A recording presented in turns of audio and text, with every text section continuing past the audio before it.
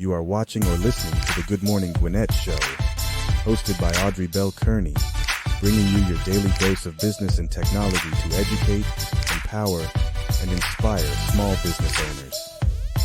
Be sure to subscribe to the show today. Good morning, everybody. Listen, child, let me tell y'all something. So I had a different plan. Thank you.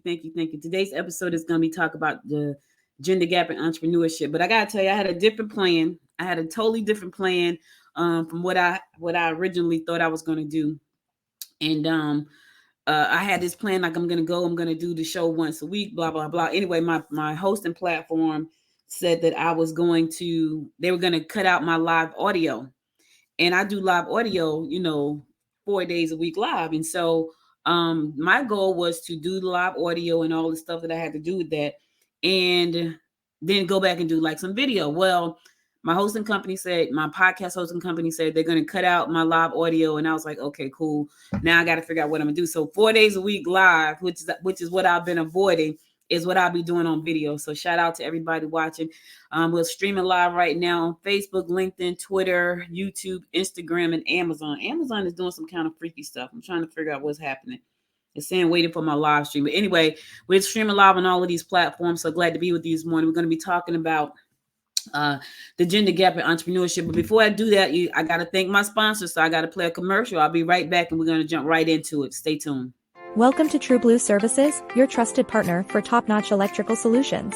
At True Blue, we pride ourselves on quality and reliability. With a 4-year warranty, you can rest easy knowing your electrical needs are in expert hands. Electrical vehicle charging stations, we're certified for Tesla and ChargePoint, installing thousands from top brands like Loop and Clipper Creek.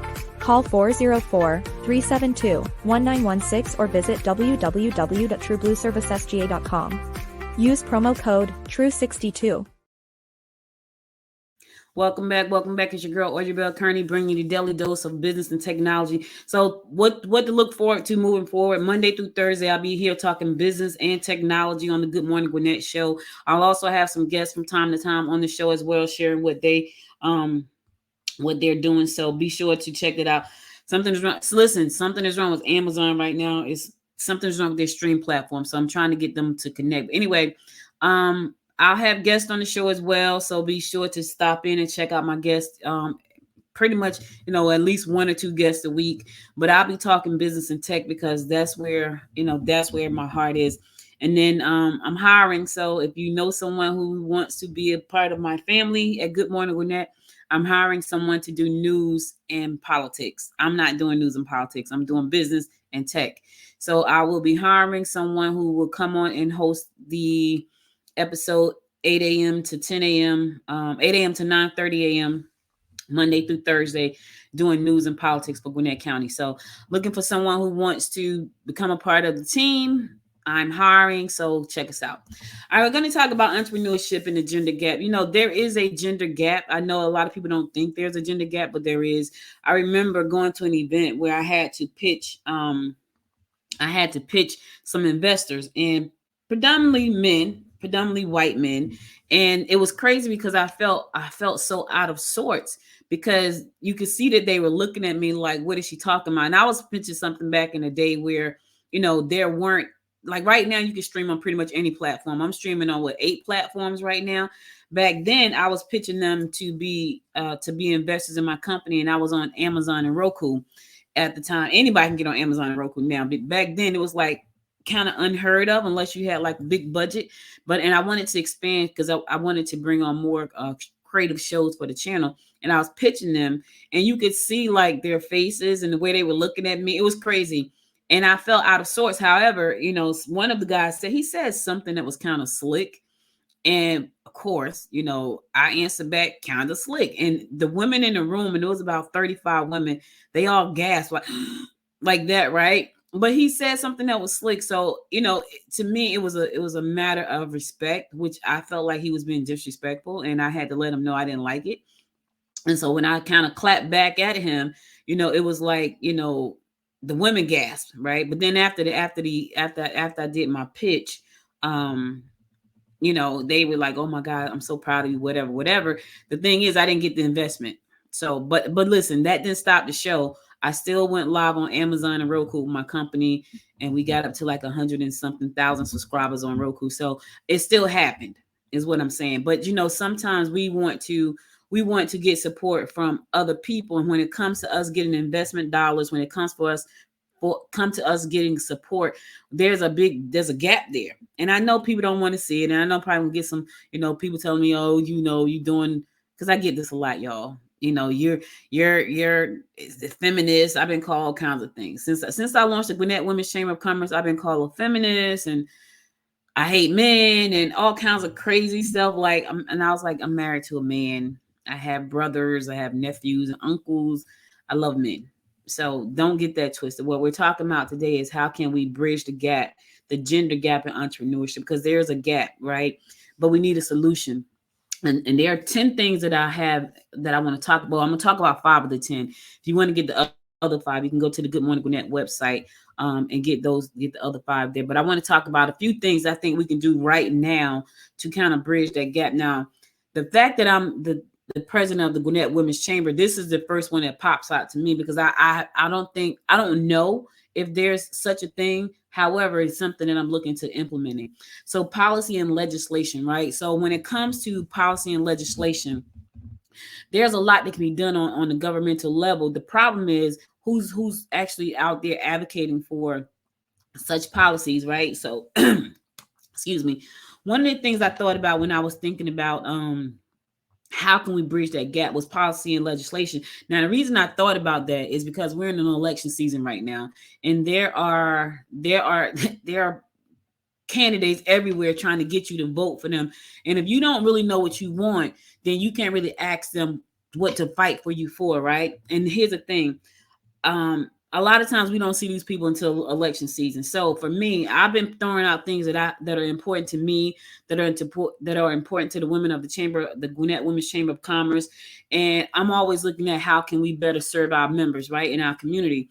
So one of the things that I thought about was, because it is an election season, this is what came to mind, was to figure out if there's a way for us to do any tax incentives for women-led businesses. Now, this may already exist. I just don't know about it, but I'm going to look into it, because I feel like laws that ensure equal opportunities and regulations that address gender discrimination will be great in the business world, right? But are there any tax incentives for that? I get the question all the time, when I go talk to people in economic development, what are they looking for? What are we looking for?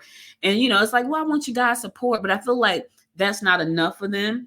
And when I say that, support could be anything, and I feel like now I could say, look, we would like to have tax incentives for women-led businesses. Now I can go there, and it sounds like it makes sense for economic development as it pertains to government.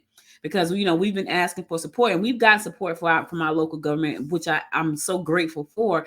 But I feel like we could do more. But I think when you don't know what to ask for, you don't ask the right questions. So for me, it was like, okay, how can I continue to support the women of the GWC? And for me, it's about bridging that gap right now. It's about making sure that there's work-life balance. A lot of the women in the chamber are solopreneurs. So one of the things we need to figure out is how to help them juggle all of these roles that they juggle. Because listen, my head is heavy with the hats that I wear, baby. My head is heavy with the hats that I wear. And I know for a lot of people, there's a work-life balance kind of thing. So I was talking to someone recently in government, as a matter of fact. I don't even know if I could share this. I probably won't, but it was something that actually addressed work-life balance. It's a great concept and a great initiative that hopefully we're going to work together on, because we talked about it just in a long conversation, but we haven't sat down and put pen to paper yet to work that thing out. But it looks amazing, like the concept. I feel like it could be done. I feel like it's going to help with work-life balance for women who juggle multiple roles. And I'm looking forward to see how that pans out. And that's on a governmental level, right? That's on a governmental level. And we had the conversation, and we were like, this is amazing. Let's make it happen. Let's make it work. So work-life balance is another way to help that. Now, here's the thing. Sometimes your government has to get involved, right? And we want them to get involved, but we need to know the right questions to ask. We need to know the right initiatives to put in place. I'm over here always thinking of initiatives, right? I'm running about people like, what you think about this initiative? If it's going to help the women of the GWC, if it's going to help the community and where I live, heck, if it's going to help the world, like women in business everywhere, business owners everywhere, small businesses everywhere, new entrepreneurs everywhere, I'm all for it. So I'm always over here trying to figure out the next best thing that's going to help us thrive in what we do, because that's important. Another thing is encouraging inclusivity in all sectors. Now, here's the thing, full transparency, that is a huge statement. And the reason I say that's a huge statement is because I have seen women, and I'm talking to y'all women, because I'm over here talking about how we can bridge this gap, but you got to take some responsibility for bridging gap too. We did the Georgia AI Summit, and we had a lot of women there, right? But there were women who did not attend the event because it had the word tech attached to it, and because it had the word AI attached to it. Just for those reasons, they didn't see how it could benefit them, and they were in positions, they have businesses that could have benefit anybody in the room. So instead of them looking at how can my business benefit the people in the room, they looked at how can this event benefit me, which was crazy in my eyes. But because it had the word tech attached to it and the word AI, they could not see it. Me personally, I'm like, you know what? If you don't know that what you do could benefit anybody in the room, right? That you have to get a grip on your business, because I saw where it was startups in that room, right? So guess what startups are looking for? Tech startups. They were tech startups. Guess what they're looking for? They're looking for CFOs. They're looking for bookkeepers. They're looking for tax people. They're looking for marketing people. They're looking for, some of them may be looking for coaches. But because the word tech was attached to that, they were like, yeah, it's not for me. But are you a coach? Can you coach? And can you coach? Because if you're a coach and there are people in the room starting tech companies and they're building these team of people and they need somebody to coach them how to be whatever, are you a coach? Or are you like, can you coach people? Because that's the question I ask. So even when I talk about being inclusive in all sectors, women have to step up and say, hey, I want to be in that sector. I'll give you another example. I think the solar energy is a great sector, right? I've been looking at the solar energy sector. I think it's a great sector, but I think you got to think outside of the box. Like, you can't think the same way. You know what I'm saying? You can't think the same way and expect to make like changes, right? So for me, I'm looking at that sector. I'm looking at solar, wind energy, things like that, because it's not going anywhere. It's going to be here to stay. And do you want to be a part of that while it's growing? Like, because you can, but you have to want to. So when I say be inclusive, I think the opportunities are there for women to be inclusive, but they got to want to be included in that. So I have to, I can't just say, you know what, we're not including them. You got to want to be included. You got to say, you know what, let me take a weekend and let me look at these opportunities. Let me see if this can work with my business. Let me see if I can be a part of their business. Let me see if I can go out there and support this entrepreneur because they're in that sector, but they need my service. They're in tech, but they could use my service. They're in solar energy, but they could use my service. That's how you have to think about things. But people don't think, I'm finding that a lot of women don't think like that. They're in their industry, they're coaches, they coach, but they only coach certain type of people. But there are companies that are starting all over the place and they need coaches. So you don't coach those people, you don't coach them. So when I say, inclusive, I get it. We want the platforms to be open, but we got to want to be a part of that. Now, I'm gonna tell you something that I found out probably back, I think it was in September. In September, we had an event downtown Atlanta, and there were a lot of cybersecurity professionals there. And there were some companies there that was woman-led, woman-owned. There was a school that was run by this woman. She had a cybersecurity school, so she put people through school to become cybersecurity engineers.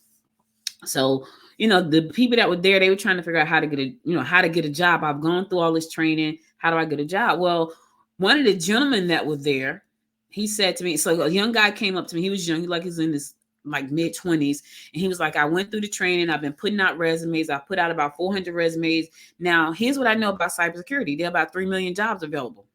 3 million with an M. 3 million, right? And so he said to me, nobody is calling me back. And I'm like, well, how could that be when there are like 3 million open jobs available in cybersecurity? So one of the gentlemen who had started a cybersecurity company was there. And I said to him, I was like, look, we're telling people to go and get these cybersecurity certificates. And now we have a whole room of them and they can't find a job. What's the problem? He said to me, the problem was that cybersecurity is an elite industry.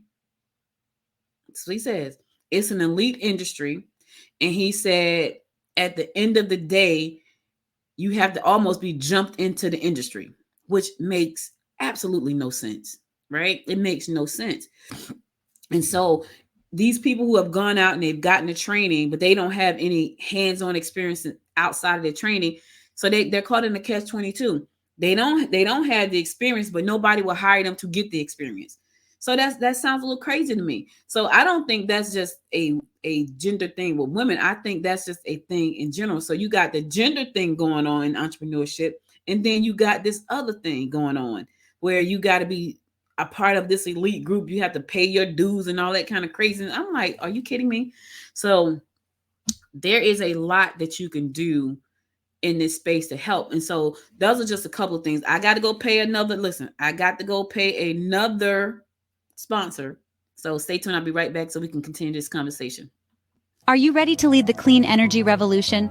Join Harbor Solar as a solar consultant. As the #1 fastest growing industry, solar energy is not just a trend, it's the future. Harbor Solar offers you a chance to be part of this exciting era. With us, you'll help homeowners transition to solar, reduce energy bills, and make a positive impact on our planet. And it's not just rewarding in impact, but in earnings too. As a Harbor Solar consultant, enjoy quick commissions and a chance to monetize your network. Don't wait. Lead the change. Embrace the opportunity. Join Harbor Solar today and shine bright in the solar industry. Click the link in the description for more information. Welcome back. You're watching and listening to the Good Morning Gwinnett Show. I'm your host, Audrey Bell Kearney, bringing you your daily dose of business and technology. My new format that I got to get used to. Like, I have so many buttons over here, so you guys can't see. All you see is like my background, and that's my real background. I probably need to make that better, right? Anyway, I have so much going on the side. I have like all these videos pre-programmed and tabs, and it's crazy. So I'm doing all these different things. But anyway, welcome back. We're talking about how to bridge the gender gap between in entrepreneurship. And one of the things I wanted to talk about too was being able to encourage male allies to support these women in business. So listen, I'm all open for it. When I launched the Gwinnett Women's Chamber of Commerce, I was thinking about, women, because I'm a woman. I hear what women are saying. I understand what they're kind of going through. And so a lot of people thought that when I did that, I was shutting out the fellas. We were not, we weren't shutting out the fellas, but there are just certain things that we need as women, that we kind of rally around, right? And so we didn't shut them out. So for me, when we had one event that we were doing last year that was just for women only, just one. It was called Time Out, Let Your Hair Down. But the women were so busy with families, they couldn't even do that. So, but that was the only one event that men were not invited to. All of our other events, men were invited to. Now, here's the thing. There are a bunch of great guys out there who don't mind supporting women. But if we act like we don't need them, that's a problem, because they figure we don't need them. I'm always, listen, my best business partner, one of my best business partners is a dude. And we talk on the phone more than our female friends because we talking business. He's encouraging me. I'm encouraging him. He's educating me. I'm educating him, and sometimes we don't agree, but that's okay because we have agreed to disagree. But when it comes to, me saying, hey, I need this, can you support it? It's always a yes. And it's the same on his end. When he comes to me and say, hey, what do you think about this? Or I need this. It's a yes. So you need the support of men, and you have to welcome the men. Like, you can't push them away. Don't be snotty. It's funny because I bowl in a league on Thursday nights, right? And I think I'm a pretty nice person, but there's a guy who just happened to tell me one night that he just thought I had the RBF, resting B face. And I'm looking like, what? He's like, you never smile. I'm like, really? And I did not know that. So I said that to my daughter. She's like, yeah, you look mean all the time. I said, do I? She's like, yeah, you do. I had no idea that I look mean all the time. But I guarantee you the reason I'm looking mean is because I'm probably in deep thought. I'm very competitive. So if I'm bowling, my thought is I got to go up here and get a strike. And when it's in business, I'm in deep thought. So my daughter says to me, "You have a mean face." I'm like, "Really?" And so I'm trying to smile more. And I said all that to say, I'm not telling you that you got to go out there and be like a Cheshire cat, like giggling and carrying them. But I am saying that if you want people to support you, you got to be approachable, right? Because some women are just not approachable. So that even if the fellas want to approach you because you seem so unapproachable, it's a no for them. The other thing too, we need to look at more of, access to funding. We hear this one all the time. The access to funding is almost impossible for females, and forget it if you are a woman of color, it's like 1%. There's a lot of funding always floating around, but when it comes to women getting access to capital, there's an issue, right? Financial institutions and investors need to consciously work toward making more funding available and accessible to women in business. And I talk about that a lot. When I'm out there talking, I remember asking a legislator here in Gwinnett County, where's the money? Because you keep telling us that the money is there. Where is the money? And she pretty much said to me, you have to rub elbows with the right people. Like, we've given the money to the people that had the money, but you have to go out and rub elbows with those people. Well, who are the people?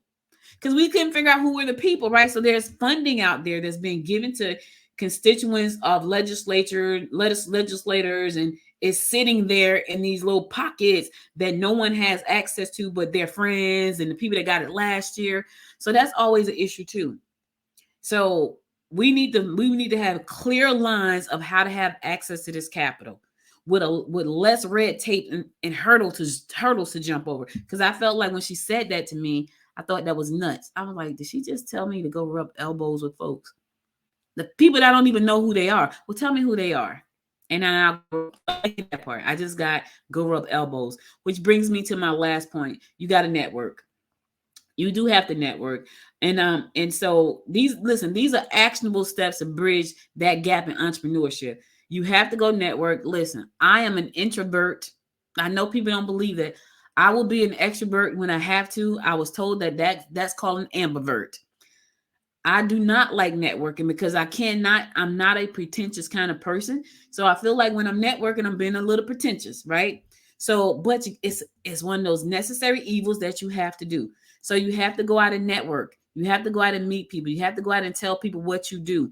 When we started our first company years ago, 25 years to be exact, and I call this my first real company. Like I've been doing entrepreneurship since 1997. But I call my doll company my first real business. And the reason I called it that is because I had to do a business plan. I got investment dollars for the company. I had to learn so much stuff. So that was my first real business, right? And I do not like networking. But when I tell you I was on a mission to get the monies to do whatever, I will go out and network and talk about that company until we finally got investors. So you have to go out and network. And we got investors. They invested in the company. We was able to bring our product to market. Never ever setting a foot on China's soil. We were able to get a manufacturer because of Toy Fair. We did the entire thing, right? But that was because we was constantly networking. We were on planes, off planes, in cars, off cars. We did so much networking and traveling to make this happen till it had no other choice but to happen. So even though I'm not a networker because I don't like being pretentious, I know it's a necessary evil for me. Now, for some people, they're like social butterflies. They're just all over the place. They're connecting people. They're connecting dots. That happens not to be me. I met this guy recently. When I tell you he was connecting everybody in the room, it's like he had a string and he was just going from one person to the next. He is a networker. And I said to him, because it was funny because he took my hand. He walked me to the next person. He held my hand. He walked me to the next person. He introduced me to this person. I needed that though, because I'm not a networker. So the fact that he even, something happened. The fact that he even thought to take my hand and walk me over to introduce me to somebody, which turned out to be a great introduction, was amazing. He's a networker. I'm not. So, but here's the thing. If you're not, there are people in the room who are. They could probably take your hand, but they can't take your hand if you're not in the room. This guy took my hand. So I saw him again at another event. He did the exact same thing. He took my hand. He walked me to a young lady who did an interview with me. Took my hand, walked me to the interview. Here, come talk to her. he's a networker. He's a connector. That's what he does, right? And so you may not be that person. I'm not that person. He was. He just grabbed my hand and took me to the next person. We need that. That's a way to bridge the gap. We need people to sometimes take our hands. But here's the thing. When they take your hand, you have to let them. Let me say that part again because somebody missed that. When they take your hand, you have to let them take your hand and let them lead you sometimes. And he was doing a good thing. He introduced me to some people. He got me on an interview right then on the spot. He wanted to introduce me to some other people, so these are some of the ways that you can actually bridge the gender gap when it comes to entrepreneurship. I mean, it's not all the ways, but there's some of the ways. And I have 5 more ways on the website. So you can check the website at Good Morning Gwinnett when you get a minute. But here's the thing. Once we all kind of on the same page, and I don't know if we'll ever be on the same page, but I hope we can get to like the majority of us on the same page because we start businesses a lot quicker, right? We're a lot passionate about what we do. We want to make sure our communities are strong. We want to do all of these great. We need the support of not just other women. We need the support of men as well. And so we need you to take us seriously. We need you to know that what we're doing matters because it matters to us, right? Even if it doesn't make sense to you. Like when I talked about that, when I pitched that business, the guy, it didn't make sense to them because they couldn't figure it out. Fast forward from 2013 to 2024, streaming platforms are everywhere. People on all of the channels. It's crazy. When I started doing that, it didn't make sense. He's like, well, Howard. So he said something. I can't remember what it was. It was his voice. It was his demeanor. It was his face. And he said something. I said something back with a straight face. And so, but I was ahead of the game at that point.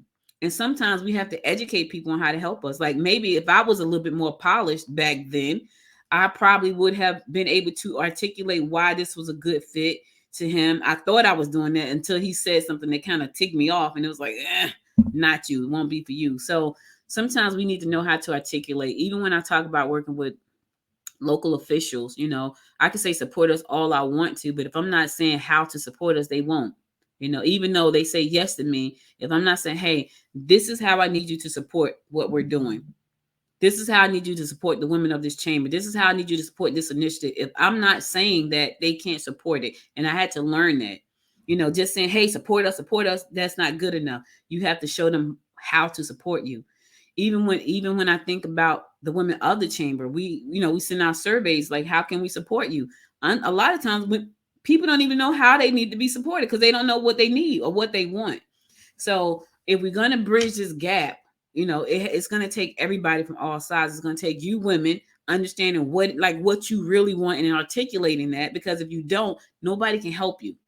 And then it's going to take everybody else understand, okay, this is what they're saying they need. How can we help them and make it happen? How can we draw blood? I'm running for election right now. I want to run on this because if it were me, if I was running, listen, that's what I would run on. I'm just saying, there's millions of women in business, and we need that support. We need those incentives. We need tax incentives. And I've been asked to run, and I've said no quite a few times. So anyway, listen, I feel like I've been babbling on, and this is going to get better. Bear with me, because this is my first, that's not my first talk. This is not my first video. It is my first, did I do a video this year already? Anyway, this is what you'll get, y'all. I'm going to be talking tech, and it'll be a little bit more interactive. I had to kind of work my mind around all these other pieces I got going on over here, but I promise to do my best to bring you great content, great people, inspiring stories, great tools that are going to help your business grow, great information that's going to empower you to think differently, because that's a biggie. Like the way you think about things is huge. A lot of times people just, they can't think outside of where they are. So they get kind of stuck there and they miss great opportunities. And I keep going back to the Georgia AI Summit because that was such a proud event for me and Georgette, because we had a room full of amazing people. And because it had the word tech and AI attached to it, a lot of people missed out on a great opportunity to possibly do business with people who needed their support. And so, I keep going back to that because It's just we have to change the way we think about stuff. We have to think outside of the box. I'm a big idea thinker, right? Thank you, Angela. Thanks for dropping in. Um, I'm a big idea thinker, right? Like I think when somebody comes to me, and I used to call it a curse and a gift, but it's a gift. If you came to me and said, Audrey, I want to do this thing, right? By the time you finish telling me what it is, I've already came up with the entire plan in my head that I can actually tell you what it is, right? I'm always outside of the box. Hence is why I'm doing this show at 10 o'clock Monday through Thursday live, talking about business and tech. I'm always outside of the box, which is why I'm hiring someone to come on at 8 o'clock to 9:30 to do news for Good Morning Gwinnett. I'm outside of the box. I've always been outside of the box, but you have to think outside of the box too. You have to change the way you think about things. You have to change the way you interact with people. When people make recommendations or suggestions, you have to be open to at least thinking about them. The guy said I got the RBF. I'm like, what? Me? And my daughter said the same. She's like, you got a mean face. I'm like, okay, so now I'm consciously trying to not have a mean face because I'm not mean at all. Well, some people think I'm mean. I'm not mean though, and I'm very approachable. And most people who know me, I'm super friendly. But if I'm walking around and my face is looking mean and contrived, it's like I'm not approaching her. So you have to be conscious of the things that you're doing and the things that you're putting out. Energy is a big thing. You put out bad energy, you're going to get bad energy back. If you put out bad energy with me and I see you putting out bad energy, you're going to repel me. And I'm sure that's for a lot of people who protect their energies. Like when people put out bad energy vibes, and especially people who don't think they do, and they put it out, that repels people. So if you're wondering why people are not around you and they don't want to be, it's the energy you're putting out. All of these things make a difference in business. All of them. Relationships are everything. I've learned that over the years. I remember before, and I'm gonna end in a second. But I remember when I was in Jersey. I used to live in Jersey. I grew up in Jersey. Shout out to all my peeps in Jersey. When I was in Jersey, we were grinding. So it was like, let's go. When I moved to Georgia, which is where I was born, everything had slowed down for me, and people wanted to go out and drink coffee and do lunch. And I'm thinking, like really do coffee and lunch? I didn't know, because that's not how we operated back then in Jersey. It was like, hey, we're going to do this. Let's go do it. It was no, let's go do lunch and let's go have coffee. And I don't even drink coffee. So this was my thing. Like, I don't drink coffee. So quite a few people said, I remember trying to get this guy on the show. And he was like, yeah, I'll come on the show. Let's do coffee. I'm like, okay, well, let me put you on the calendar. He has never been on my show because I did not do coffee with him. But I didn't understand, like, that's what people do to build relationships. Now I do. I do now. Like, I go to lunch, brunch, dinner, coffee, tea, whatever. You got to be open and accessible. You got to be willing to listen. Someone said to me on YouTube, I'm constantly trying to grow my YouTube channel. And they said to me, hey, you got too much fluff in the show. Which I did. I had a lot of fluff. I had the horoscopes. I had music. I had the daily thing. I had all of that. I took it all out. Hence is why you see me right now. If they're telling me that's what they want, then I'm going to give it to them. If they want me to get to the point about what it is I'm trying to talk about, I'm going to give it to them. So you got to be open. All right, listen. I'm glad you stuck around for 33 minutes. You could have been anywhere, but you spent 33 minutes with me on my new platform, Monday through Thursday at 10 a.m. Join me. Be sure to subscribe to the show. Hit the subscribe button. Hit subscribe. Also, be sure to share the show with your friends. I promise you, it's going to get better. Just give me a second. I already got great guests lined up already. And so you should start seeing them pop in next week. I already got them lined up. I may even have a co-host one day a week. I don't know. I might. So, I'm excited about the show. This is not my first rodeo. This is me trying to get out of my head about Good Morning Gwinnett, because for 5 years, I've pretty much done predominantly all audio, fighting video, tooth and nail, like, I want to do video. And here I am. God will push you, baby. Even when you don't think you need to be pushed, he'd be like, nope, I told you to go do that. And you're going to do it when you want to do it. No. You're going to do it now. And he kicked me right out the plane. So here I am. Thank you again for tuning in. You could have been anywhere in the world, my friends, but you spent the last 34 minutes with me, and I love and appreciate you for that. If you enjoyed this episode of the show, be sure to share with your friends. Also, be sure to go to goodmorninggwinnett.com to listen to all my past episodes there, also to read great content on the website as well. I'll be back again tomorrow at 10 a.m. God willing. Until next time, make it a great day. Bye, y'all. You've been watching or listening to the Good Morning Gwinnett Show, hosted by Audrey Bell Kearney, Monday through Thursday at 10 a.m. If you enjoyed this episode, subscribe to the show today and share it with your friends by going to www.goodmorninggwinnett.com.